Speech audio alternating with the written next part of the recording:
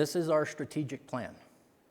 Broken down for you in just a few slides. But it'll give you an idea of our culture internally at the bank, because we operate, and this is really, really key, very nuanced in its language.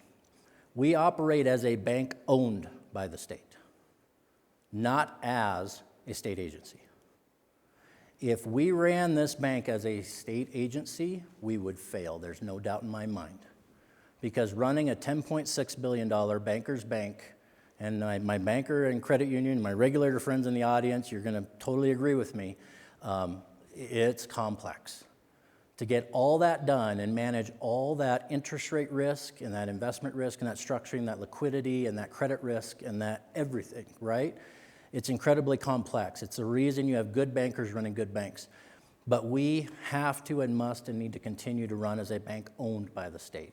Yes, we have to listen to the state. Yes, we have to listen to our shareholders. Yes, we have to listen to our board, which is the governor, the attorney general, and the ag commissioner.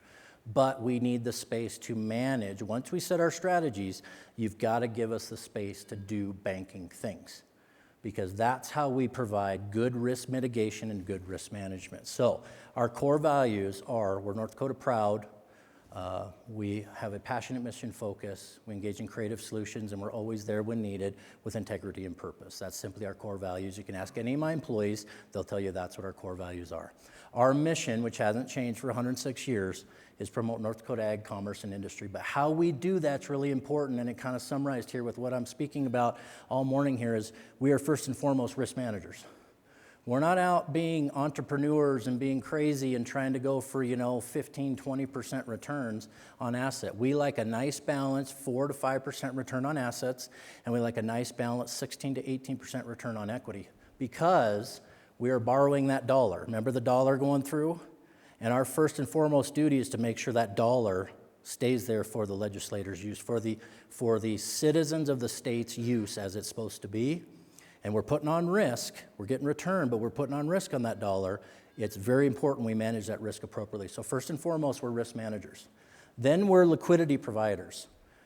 There was a time in North Dakota's history in 2015, 2016, New Mexico might have faced this too, because you guys have a lot of oil and gas, where oil went negative, stayed there. We had budget crises, special session. They were cutting budgets and everything. Luckily, we were sitting on $3 to $4 billion in securities. We quietly sold them as the state's bank and just injected $2 billion into the state system just for liquidity purposes. So liquidity management is critical. We're growth catalysts and we generate a profit. Here's our core target. We want to grow to $14 billion. This is our 3 uniques. We're mission driven. We have a stable legacy. We're first responders. We talked about all that with the disasters and everything.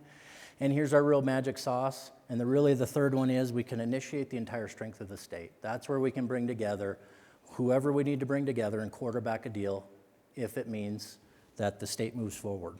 There's our 4-year plan, and I'm going to end here so we got plenty of time for Q&A.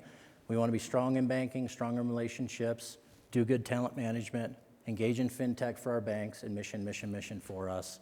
And finally, here's what works.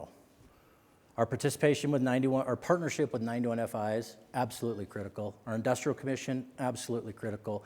They have hired, I'm the 15th, they've been very brilliant to make sure and hire bankers as their CEO that know how to run banks. We never compete with partner financial institutions. All of our mission-based activities and our proven process where we can initiate. Here's what doesn't work. We're still part of the state. State can be slow, stuck in some ruts. We do battle that, but we overcome it. We are viewed a little bit operationally as a state agency, so we've been working on that, really working to drive home. We really need more space to operate as a bank owned by the state. We have a lot of oversight from OMB and kind of redundancy with procurement and things like that, but just kind of minor things. We do have some legislative appropriation, and we have term limits coming. So we're about to get a whole new flood of legislators, so we have a tremendous amount of education to do on how this works.